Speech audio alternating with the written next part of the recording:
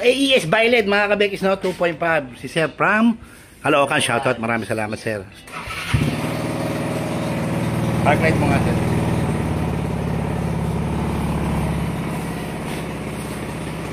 Headlight.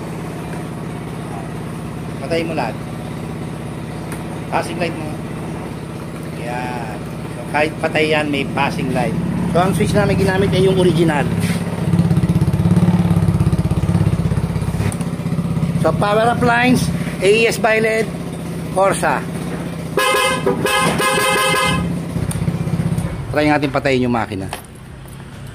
Pag inon ng park light saka headlight, binusina. May nakita ka bang kumurap, sir? Walang kumurap, mga kabekis, no? Violet na po yung nakakabit. Patay ang makina.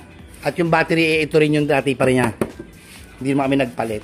Ganyan po ang MXI pag naka-violet at power appliance at naka-Corsa. Hindi mo mapapakita. Ganito siya, no, mga kabekis, no? Pag nakasakay ako sa likod. Yan.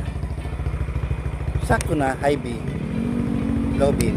So, pag umalis ako sa likod, ganyan siya. So, hindi natin pwedeng itaas pa ng konti eh. Kasi paano kung may backlight si sir, mga tatlong babaeng busog, silaw na yung kasalikod. Kaya pag ako sumakay, slim pa ako niyan. Yun, slim. Baba. Yan. Eksakto, di ba, sir? Mangat.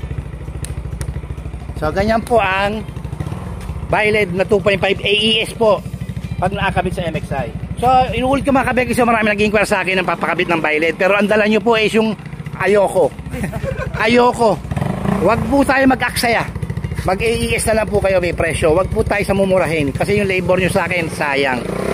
May kinabitan na ako nakaraan, nasira agad.